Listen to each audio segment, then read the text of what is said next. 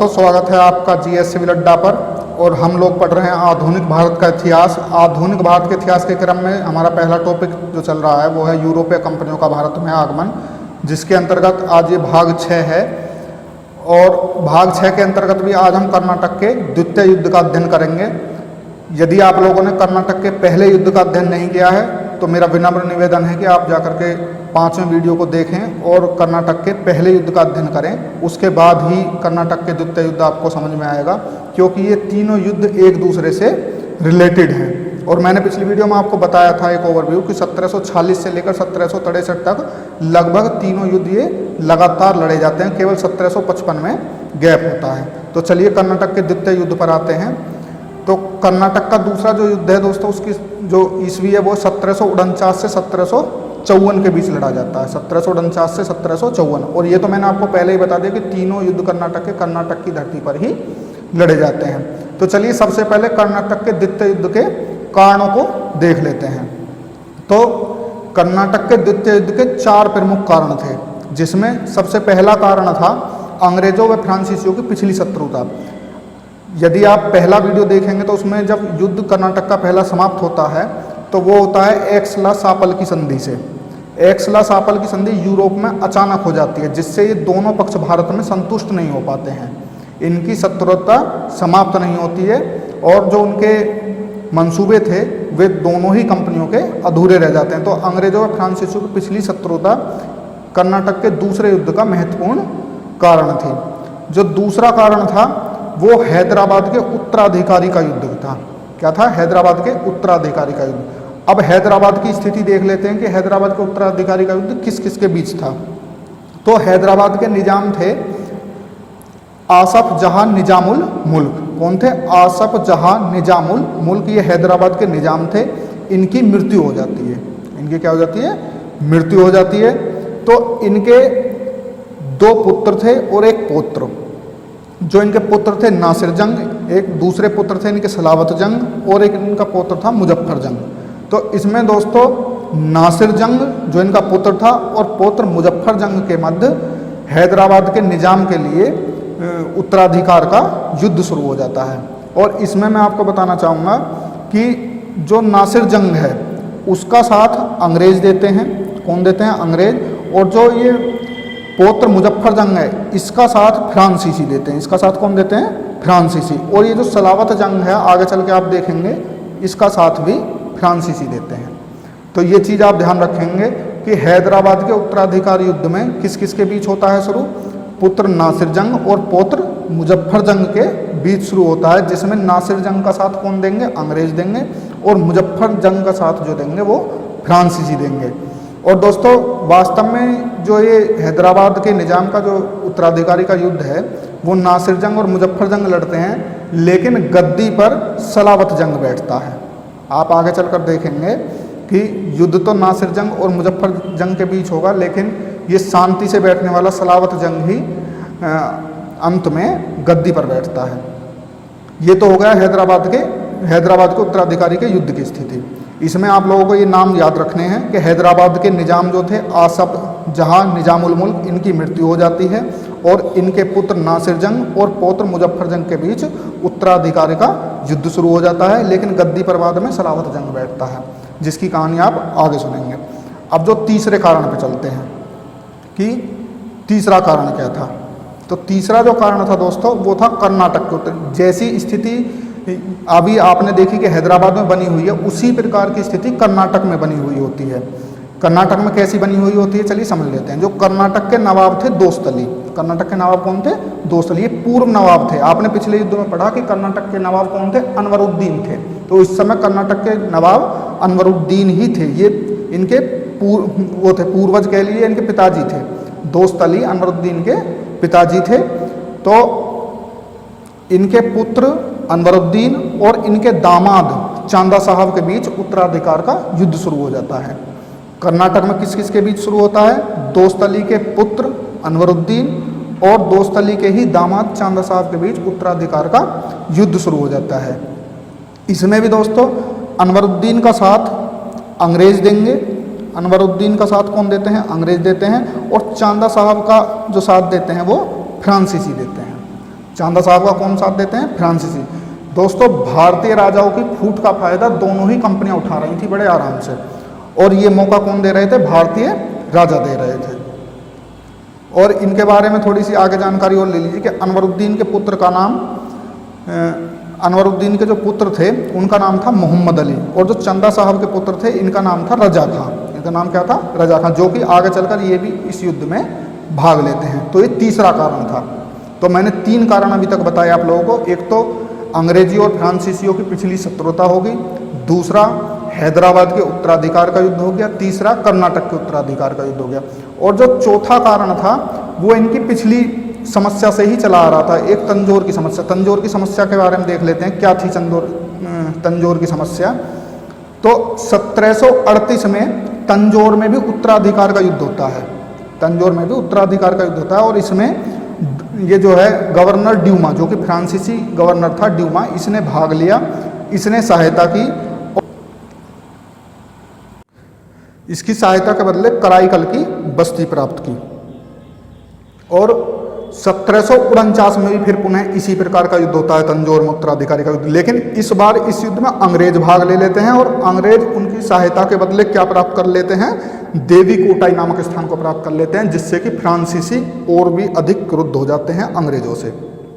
तो इस ही दुश्मनी का कारण बनता है अगला युद्ध, जिसे अंबूर के युद्ध के नाम से जानते हैं। जिसे क्या जानते हैं? अंबूर का युद्ध, जो कि 1749 में लड़ा जाता है। तो चलिए अंबूर के युद्ध के बारे में देख लेते हैं क्या क्या है। तो अंबूर का युद्ध डुप्ले, मुजफ्फरजंग और चंदा साहब से संधि के उपरांत सिंहासन पर बैठाने का प्रयास करता है डुप्ले। इसमें ये तीनों का संयुक्त मोर्चा रहता है। डुप्ले को आप जानते हैं, डुप्ले कौन है? फ्रांसीसी गवर्नर है।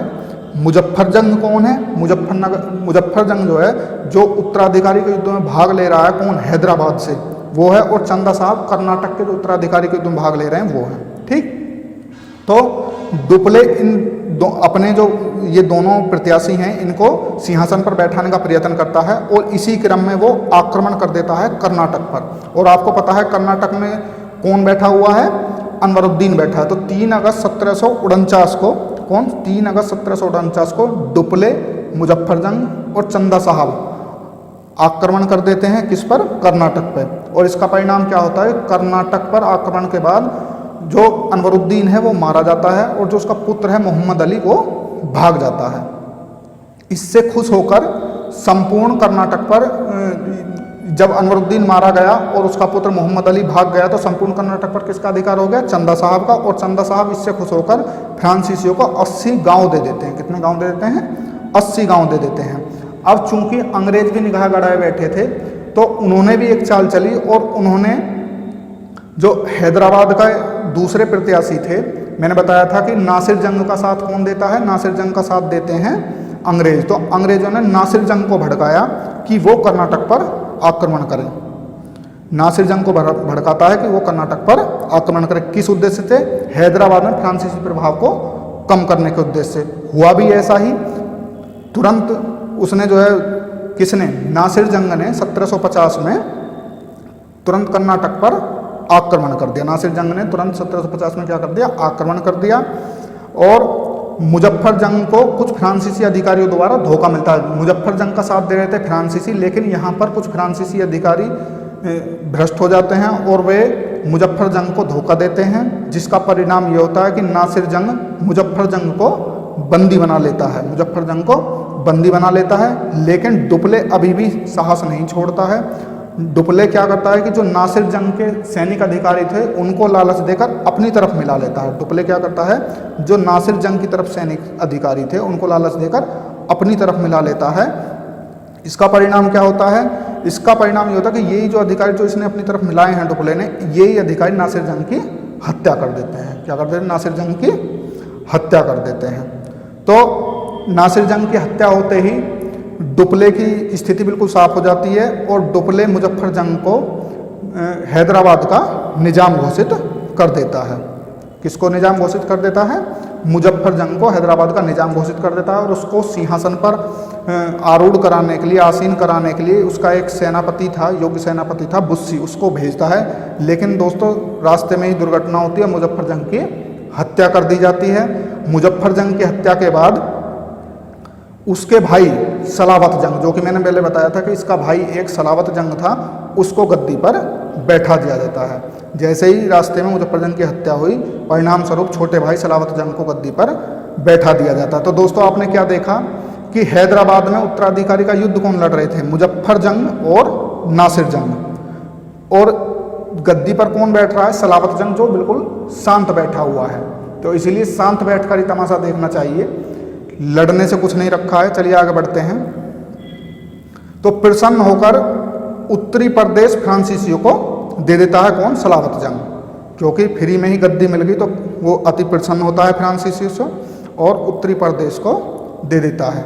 1751 में संपूर्ण दक्षिण में अब फ्रांसीसियों का प्रभाव स्थापित हो जाता है, क्योंकि चंदा साहब को कर्नाटक में पहले ही उन्होंने नवाब बना दिया है और अब हैदराबाद में भी निजाम कौन बन गया है, सलावत जंग। मतलब दोनों जगह पर जो फ्रांसीसियों के प्रत्याशी थे वो बैठ जाते हैं। तो यहाँ पर फ्रांसीसी शक्ति बहुत ही प्रबल दिखाई देती है। लेकिन यहीं पर इस युद्ध का अंत नहीं हो जाता, आगे होता है तिरचनापल्ली का घेरा। चलिए तिरचनापल्ली का घेरा दोस्तों, ये एग्जाम में इसी क्रम में आप लोगों को याद रखना है, एग्जाम में इनका क्रम पूछ लिया जाता है, इन घेरों का भी क्रम पूछ लिया जाता है। अंबूर के युद्ध दे देंगे, तिरचनापल्ली दे देंगे, अरकाट का घेरा दे देंगे, फिर आपसे इनको क्रम वाइज लगाने को कहेंगे। तो ये बिल्कुल मैंने एक क्रम में लगा कर आप लोगों के लिए रखे हैं, तो इसी क्रम में आप लोग याद करेंगे। चलिए तिरचनापल्ली के घेरे को समझते हैं। तो मद्रास, मद्रास को आप जानते हैं, आपने पिछले भी युद्ध में पढ़ी, मद्रास किसकी बस्ती है, अंग्रेजों की बस्ती है। मद्रास किसकी बस्ती है, अंग्रेजों की बस्ती है। इसमें नया गवर्नर आता है एक थॉमस सैंडर्स। कौन आता है, थॉमस सैंडर्स, जो कि एक योग्य एवं दूरदर्शी गवर्नर था। ठीक, तो होता क्या है, मोहम्मद अली की सहायता के लिए, मोहम्मद अली कौन था, अभी आपने पीछे पढ़ा, जो कर्नाटक पर आक्रमण किया था डुप्ले ने, चंदा साहब ने और मुजफ्फर जंग ने मिलकर, उसमें अनवरुद्दीन मारा गया था। लेकिन अनवरुद्दीन का जो पुत्र था मोहम्मद अली, वो भाग गया था।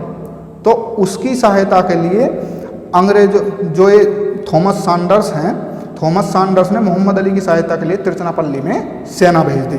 जब तिरचनापल्ली में अंग्रेजों ने सेना भेज दी तो फलस्वरूप फ्रांसीसी भेजने थे, तो फ्रांसीसियों ने भी चंदा साहब की सहायता के लिए सेना भेज दी, क्योंकि युद्ध यहाँ पर अब किसके, अनवरुद्दीन तो मारा जा चुका है, अनवरुद्दीन का पुत्र अभी जिंदा है मोहम्मद अली, तो अब मोहम्मद अली और चंदा साहब के मध्य युद्ध चल रहा है। तो फ्रांसीसियों ने भी चंदा साहब की सहायता के लिए सेना भेज दी।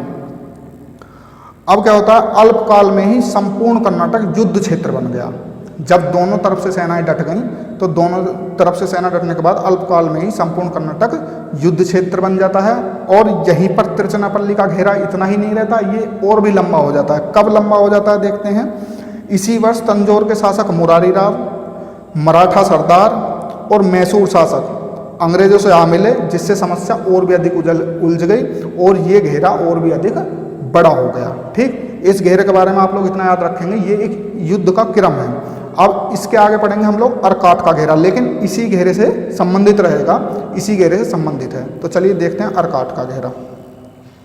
तो एक रॉबर्ट क्लाइव एक योग्य और दूरदर्शी प्रशासक थे, अंग्रेजी गवर्नर थे रॉबर्ट क्लाइव।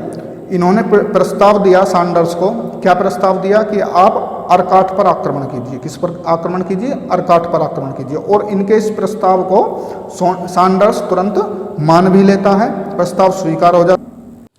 इसका जो प्रमुख उद्देश्य था वो था कि चंदा साहब का ध्यान तिरचनापल्ली से हटाना है। ये गलती से अनवरुद्दीन लिखा है, ये चंदा साहब है। ठीक, इसको ध्यान रखेंगे। चलिए आगे बढ़ते हैं। तो क्लाइव कर्नाटक की ओर चल दिया, किसके साथ, 200 अंग्रेजी सैनिक और 300 भारतीय सैनिकों के साथ। कहाँ की तरफ चल दिया, कर्नाटक की ओर चल देता है, 200 अंग्रेज सैनिकों के साथ और 300 भारतीय सैनिकों के साथ, और कर्नाटक अरकाट पर विजय हासिल कर लेता है। लेकिन इसकी सूचना जैसे ही चंदा साहब को मिलती है तो उन्होंने अपने पुत्र रजा खां को आदेश दिया और रजा खां के नेतृत्व में एक सेना रवाना कर दी। कहाँ के लिए, अरकाट के लिए। तो रजा खां ने क्लाइव को अरकाट में घेर लिया। अब यहाँ पर अरकाट में घेरने के बाद क्लाइव 53 दिन तक भूख से डटा रहा। देखिए कितना साहसी कमांडर था ये अंग्रेजी कमांडर। इसी युद्ध के बाद क्लाइव की ख्याति चारों तरफ फैल जाती है।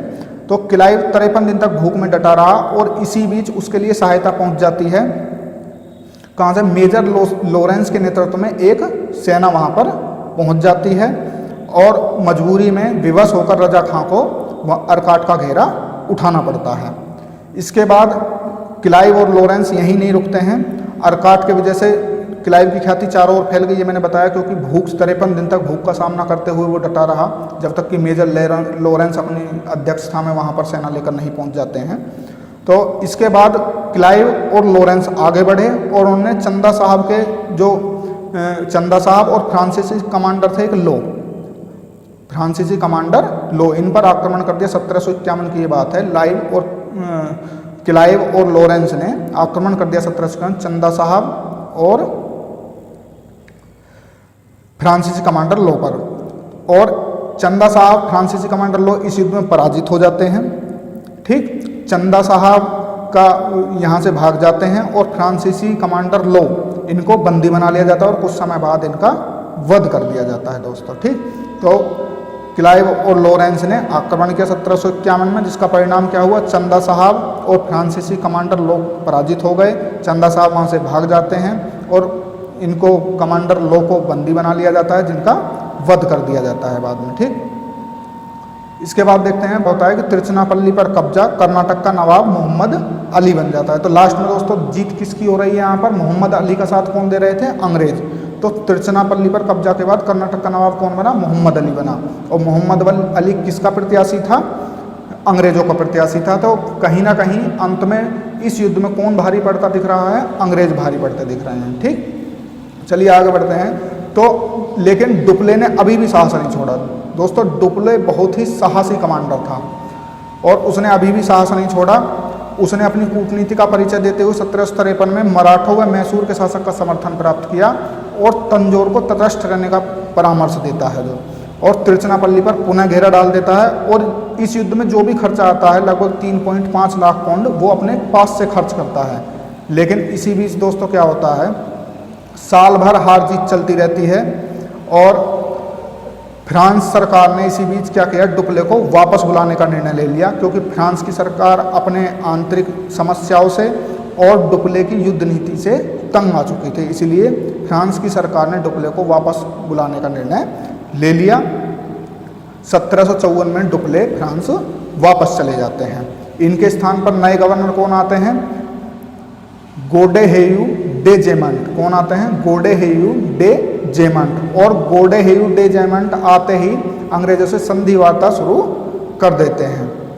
संधि वार्ता के अंतर्गत सबसे पहली जो संधि करते हैं वो करते हैं पांडिचेरी की संधि। कितने, पांडिचेरी की संधि, ध्यान रखेंगे दोस्तों बिल्कुल क्रम में, पांडिचेरी की संधि।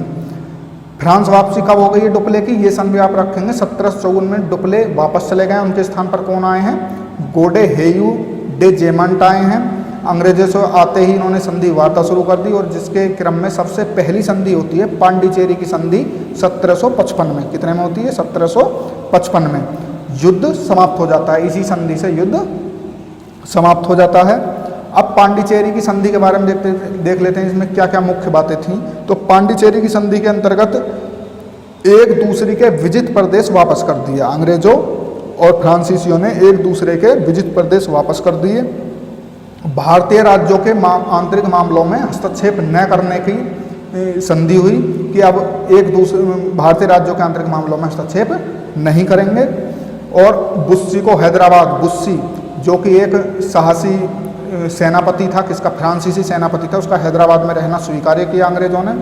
भारतीय शासकों से जो भी उन्होंने पदवियां ली थी, उपाधियां ली थी, उनका परित्याग करने का निर्णय लिया।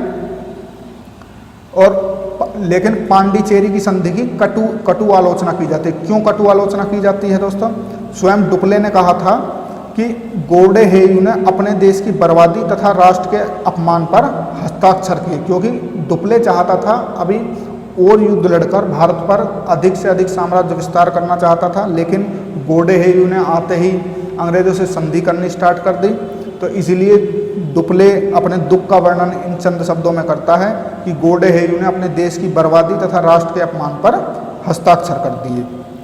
ठीक, कर्नाटक युद्ध का दूसरा दौर भी अनिश्चित रहा, आप लोगों ने देखा, लेकिन अंग्रेजी सेना की प्रधानता सिद्ध होती है, क्योंकि अंतिम जो प्रत्याशी बैठाया मोहम्मद अली वो किसका था, क्योंकि वो प्रत्याशी था अंग्रेजों का। उनका प्रत्याशी मोहम्मद अली कर्नाटक का नवाब बनता है। हैदराबाद में फ्रांसीसी सुदृढ़ बने रहे। क्योंकि वहाँ पर सलावत जंग को उन्होंने अपना निज़ाम बनवाया था, किसने, फ्रांसीसियों ने निज़ाम बनवाया था, और उनसे उत्तरी सरकार के 4 ज़िले, सलावत जंग से उत्तरी सरकार के 4 ज़िले मुस्तफ़ानगर, सल्लोर, राजमुंद्री और चिक्काकोल प्राप्त कर लिए थे। तो द्वितीय कर्नाटक का युद्ध यहीं समाप्त होता है दोस्तों। तीसरा कर्नाटक युद्ध का युद्ध इसी की कड़ी में जुड़ा हुआ है। तो तीनों युद्धों को आप बिल्कुल एक क्रम अनुसार देखेंगे, सारी घटनाओं को एक क्रम के अनुसार जो इसके अंदर घटनाएं आ रही हैं। जैसे अभी आपने देखा कर्नाटक के दूसरे युद्ध में अंबूर का युद्ध आया, हैदराबाद में फ्रांसीसी प्रभाव आया, तिरुचिरापल्ली का घेरा, अर्काट का घेरा, डुप्ले की फ्रांस वापसी, पांडिचेरी की संधि।